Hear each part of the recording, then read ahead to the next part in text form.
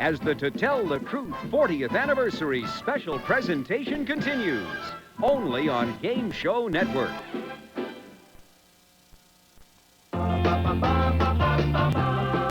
Ladies and gentlemen, Gary Moore!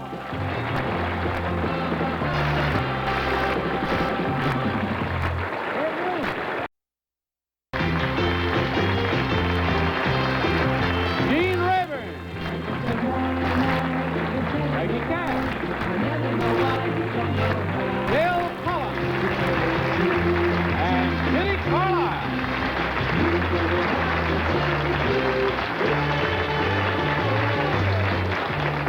Hey there, panel. I got something to show you here for starters. This is truly an intriguing spot, this first thing. Now, before we meet our first guest today, I would like you to see pictures of his parents. Take a look at the monitor, you folks in the audience, if you can see these pictures. Now, this is a picture of his mother, and here is a picture of his father. And now that you have absorbed both the picture of the father and, again, the picture of the mother, if you like, now let us meet the young man himself.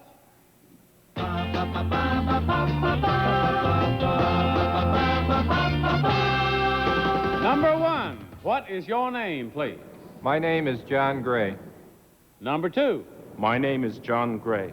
Number three. My name is John Gray. And our job, as usual, is to find out which one of these is indeed John Gray, and here is his affidavit. It says, I, John Gray, have proved that racial prejudice is only skin deep. Although my father and mother, whose photographs you have just seen, are obviously black people, I am usually thought to be white, just because I look white. In truth, I am a mixture of all. I have lived in two different worlds. I have been a white man in a white community, and a black man in a black community.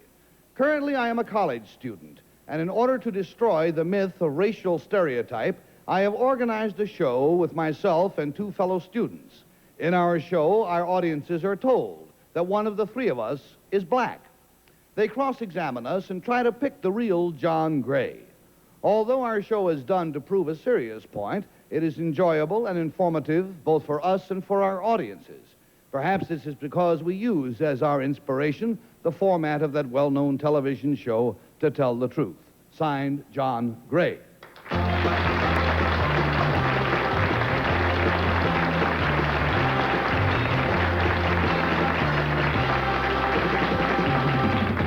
And we'll be back to see how this turns out in just a moment. Try to be with us.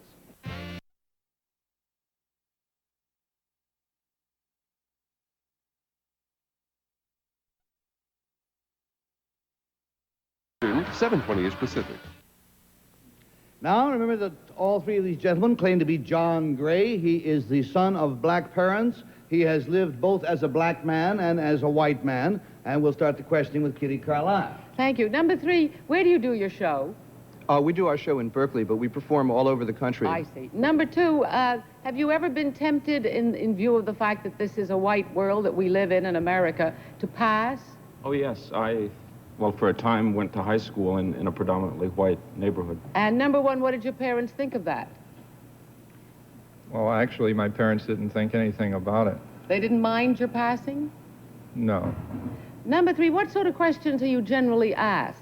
We're asked how we adapt to certain situations when... Such as? Well, people who think that I'm a white person, since I obviously look Caucasian, are aghast at the fact that I'm, a black man when they discover that I am. And they ask questions about how black people adapt to, finding out that I'm a black man when they learn, et cetera, et cetera. Well, number two, how does the black community feel about this sort of thing? It depends on which black community you're speaking about. I mean, in the area in which I live, it's accepted. There's Where no do you problem live? whatsoever. Well, I'm going to school now, Iowa City State University of Iowa, but I grew up in Omaha. And no problem there. No. And from Kitty Carlisle, we'll go on down to Gene Rayburn. Thank you, Gary. Number one, what college are you attending? Kent State University. Oh, God. Number three, do you feel that your message is getting across to people and that you're making some impact and making some changes? Oh, yes, very much. All the people that have interviewed our panel have been very interested in the myth of racial stereotype. We've really been getting across the feeling that that such a myth, you know, certain features which people attribute to certain types of races don't really exist, that the line between the two is very shady. And it's just, you know, it's just a conceived notion which, you know, just passes with time. Thank you. Number 2, do you know what is meant by Charlie in the vernacular? No, I don't. Number 3, do you know what's meant by the man in the vernacular? Yes, it means the police.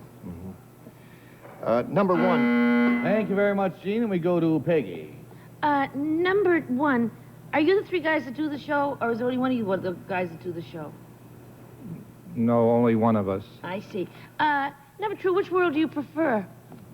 The world of everyone. Yeah, that's what I want. Well, that was my second question. Why can't you live in both worlds? I think you can. That's the object of my show, is to convince people to judge people by people, not by their color. Well, number 3, who books the show? I mean, how do you get booked on this show, for your show? People write letters to the dean's office at my university and request our panel to come and speak at their colleges or schools. And number 3, you're from Berkeley, right? That's yes. What you said. You're from Berkeley. Number 1, do you get paid for doing your show? Yes, the payment that I receive is the feedback from the students on their reaction to the show. Oh, you mean you don't get paid in money, which you get? No, I get. Yeah, you get paid in satisfaction. Yeah, satisfaction. That's what I can't think of it.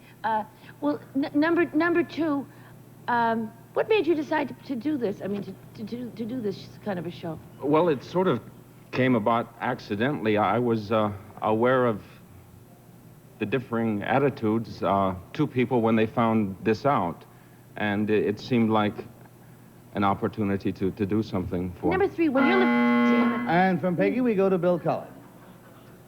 Number 1, it's been mentioned you've lived in the white community and in the black community. I assume as long as you don't publicize the fact that you are black, that you have no difficulty at all in the white community. Am I correct there? You're right.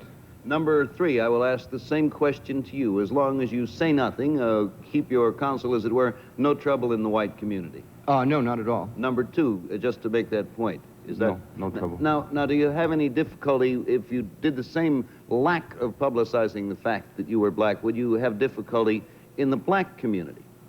To coin a phrase. Number 2. Number 2. Yes, you would, obviously. What kind? Yes. Go ahead. Well, many people demand some kind of proof or whatever. How can you prove it? How can you prove it? Well, I take along a friend. I've got pictures of my family or a relative, a cousin, or my wife. It's Number 1, do members of the black community, you know, those who are foremost as far as publicity and equality, and do they ever claim that you're not perhaps doing enough?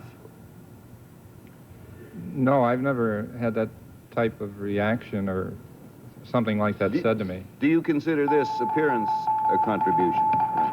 Question was, do you consider this appearance a contribution? And I don't know, to whom did you address that, Bill? Number 1, I don't want to change the camera. Yes, I hope so. Without addressing myself to either 1, 2, or 3, I would say this should hopefully definitely be a contribution, and I'll explain a little later how you can have this show performed for you in your community if you so care to do. But right now we must vote. We must vote for number 1, or for 2, or for 3. We pay $50 down for each wrong vote. We pay $500 if all the votes are wrong. And Kitty, you must commence. Well, I'm going to vote for number 1 because I think that number 3 is a student, number 2 is a serious fellow, but I think number 1 has the real feel for the subject and the dedication to want to do something about it. So it's 1 for 1. And what does Gene Rayburn think? Well, I really wanted to vote for number 3 because he knew a little bit about the vernacular, but number 1 really is so sincere that I voted for him. We got 2 votes for sincerity there so far, and Peggy, you don't look like you agree at all. No, I voted for little Arlo Guthrie on the end there. Number 3. All right, so there's 1 vote for number 3. And Bill Cullen? Well, you know, what I know about this as compared to what the real person knows, there's no comparison. So I thought, I used the old thing. I think number 3 gave too much information. Number 1 was a little reluctant. Number 2 sounded like they all sounded good. Anyway, I voted for number 2. In spite of the fact that number 2 didn't know who the man was. The man's no Charlie. I don't know Mr. who Charlie. the man No, is. Mr. Charlie? Well, all right. Maybe the audience at home here is just as confused as the panel is. We'll have to find out about it. Let's ask, will the real John Gray please stand up? Got him.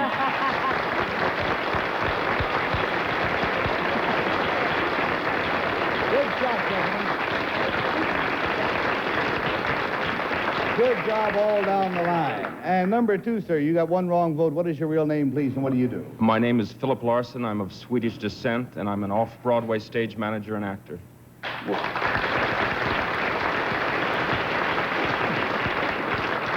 Number 3, sir, you got one wrong vote from Peggy. What is your real name and what do you do? My name is Roger Kahn. I'm of German and English descent. I go to Columbia University, and my mother is the casting director of To Tell the Truth. Oh, wow. Rosanna.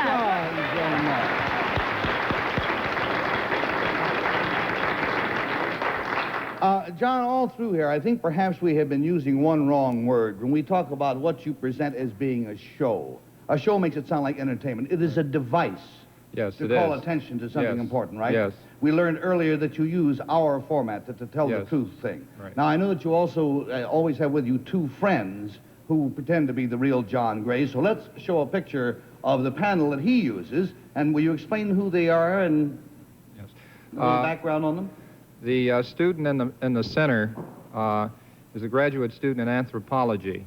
Now, he has the physical appearance of being black. In other words, an afro hairstyle and beard and so forth, and that is his natural appearance. And he has been mistaken as being black in most situations, and his physical appearance alone has something to say. But he is what, actually? He's not He black. is Russian and Jewish. I see. Yes. Okay, and the next one? The next one on the far right is a blind student on campus who's majoring in communications. And he's been following the Black Panther Party for 4 years. He's played the role of Eldridge Cleaver on campus. So because of his rhetoric, he has often been picked as being John Gray. Well, now, very quickly, we're going to have to, I know people are going to write in about this, and I want to know how can they get in touch with you if they want to? Well, in care of John Gray, the Dean's Office, College of Education, Kent State University, Kent, Ohio. Okay, thank you, John. You've given us a fascinating time, and as well as your imposters, thanks for being here with us on To Tell the Truth.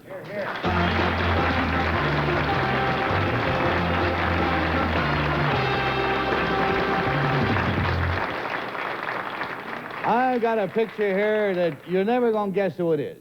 Not if it took you a million years. Who is this?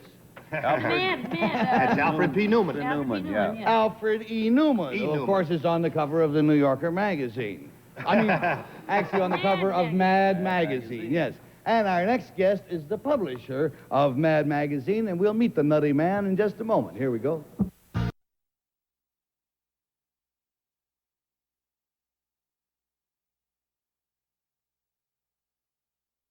Mad Magazine.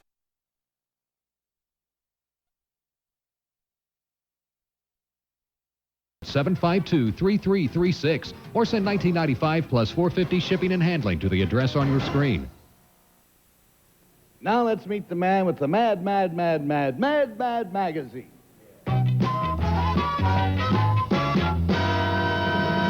Number 1, what is your name, please? My name is William M. Gaines. Number 2. My name is William M. Gaines. Number 3. My name is William M. Gaines. All right, now here is the biography of William Gaines as follows. I, William M. Gaines, am a trash dealer, but I am not interested in the usual kind of trash. I actually pay money to groups of talented writers and artists to turn out what I consider top satire, but which I refer to in my magazine as trash, rubbish, and garbage. I have turned them free to do satires on television shows. Here we see Odd Squad. And here we see a satire on movies called Sleazy Riders. And here's a satire on commercials, the little cigar commercial. And we even do politics. I think perhaps you'll recognize both of those gentlemen. Our fans love this in 9 different languages and buy almost 2 million copies of each issue of my publication, which is sold for 35 cents, cheap, and is known as Mad Magazine. Signed, William M. Gaines.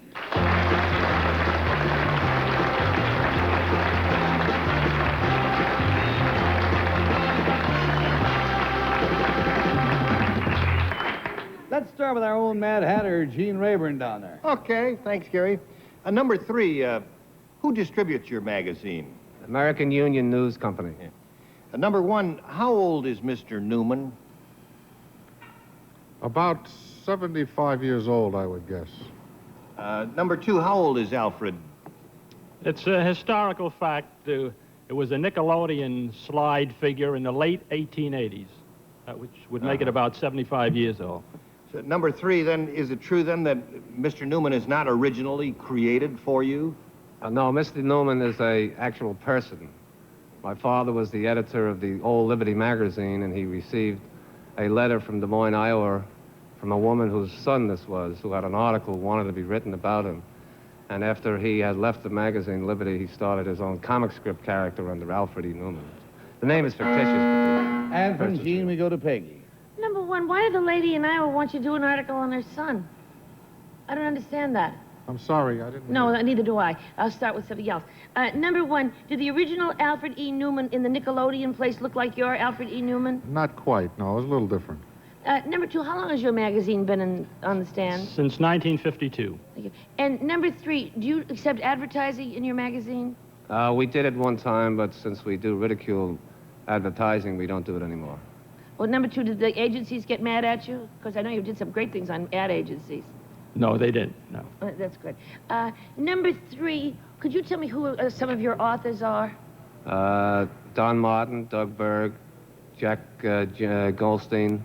Oh, they're not household words to me. And from Peggy, we go to Bill Cullen.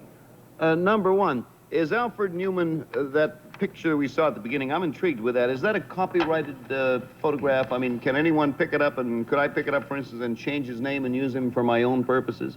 Well, I guess you could, except that you mustn't do it and call him Alfred E. Newman, and you mustn't do it in connection with Mad Magazine. Because you have it magazine first. Number 2, was it ever connected with a children's toy, I suppose, in the broad, a boy's toy in the broad sense of the word? That same figure that I see, I had one when I was a kid. Number 2. At one time it was on a franchise basis, yes.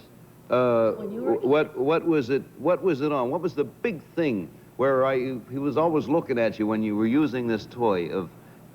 The big thing was the toy, I mean. The toy, Me Worry. That's the... number 3. And from Bill, we go to Kitty. Thank you. Number 1, the fact that you have no advertising in your magazine and you produce it so cheaply, do you make a lot of money? Oh, yes. How come? Mass volume. I see. Number 2, how did you get into this? How did I get into this? Well, my father was a comic book manufacturer. Oh, I see. Thank you. Now, number 3, I haven't seen this magazine. I used to love it because my children loved it, and I saw a lot of it. But when they got to college, it seemed to disappear out of the house. Is that about the time when kids stopped reading it? Originally, it was a comic magazine, which was a real comic. In 1956, under my father's tutelage, we changed it to appeal to the higher high school and the young college student, and that's where we've tried to direct our attention. My kids must be very advanced then. I read it. You read it? Sometimes I Thank read you, it. Kitty. That's it. We have to form our opinions now. We must commit ourselves, and we commit ourselves for number 1, or for number 2, or for number 3. We pay $50 down for each. All the votes are wrong, and Gene Rayburn makes the first step. Gene Rayburn says it's number 3 because this has been an enormously successful venture, and number 3 looks the richest to me. And we're going to go to Peggy. Well, number 3 must have money. Look at the swell tan he's got, which, you know, you must spend a lot of time at various watering spas. And also, you were very nice about giving a lot of credit to your father, so I voted for you 3. So, got 2 for 3, and Bill Cullen? Well, number 2 didn't know about what boy's toy that was on, and it was a kite, and it was called the Jolly Boy Kite, but that doesn't really mean anything. He doesn't have to know that. Number 1 said something. Someone said, did your magazine make money? And he said, oh, yeah. No magazine publisher would ever admit that. He'd give you a long song and dance about how tough it is. I based that on, I voted for number 3. Hey, things are shaping up for either a victory or a disaster. Kitty, how are you going to go? Well, I had to vote for number 3. Uh-oh. I think he has the most beautiful haberdashery, and I couldn't see very well, but I think he has beautiful cufflinks, and he's got a lovely tan, and he knew all about the publishing business. Did he? This is the third time this week that the panel has been unanimous. The first two times you were totally right. Let's see if you hold your record this way. Will the real William Gaines please stand up?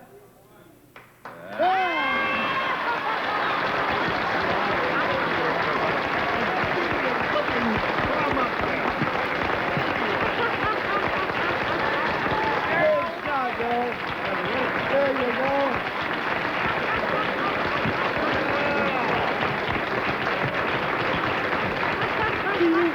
You guys should know enough about human nature to know that only if you're very rich can you afford to walk around with no necktie on. Like That's right. That's right. That's very fine. Number two, what is your real name, please, and what do you do? My name is Charles Lindner. I'm the New York sales representative for Consell Incorporated. We manufacture a sanitary line of paper products under the trade names of Doeskin, Red Cross, and Orchids.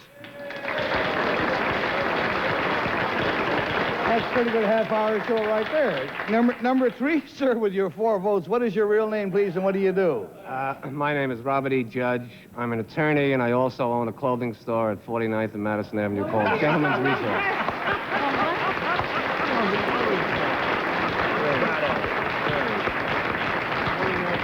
Mr. Gaines, there's a fellow who works on the staff of To Tell the Truth. His name is Dick DeBartolo, and he claims to write for Mad Magazine. Have you ever heard of him? What was that name?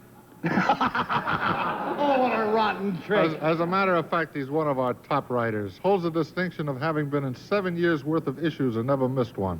How about that? There's for our Dick DeBartolo. We got to say goodbye? Too bad, so much. Bill Gaines, thanks a million. Congratulations, gentlemen. Nifty jobs. Thanks for being on To Tell the Truth.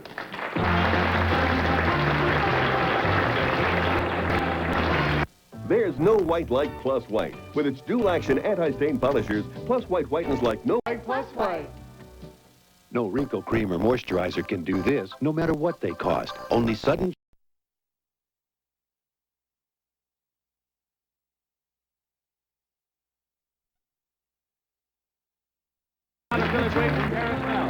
Transportation, other considerations provided by Chevrolet, featuring the 1971 Impala, more wheelbase, more glass, more sound-deadening materials, all at a Chevrolet practice. This is Johnny Olson speaking for To Tell the Truth, a Mark Goodson, Bill Totman production.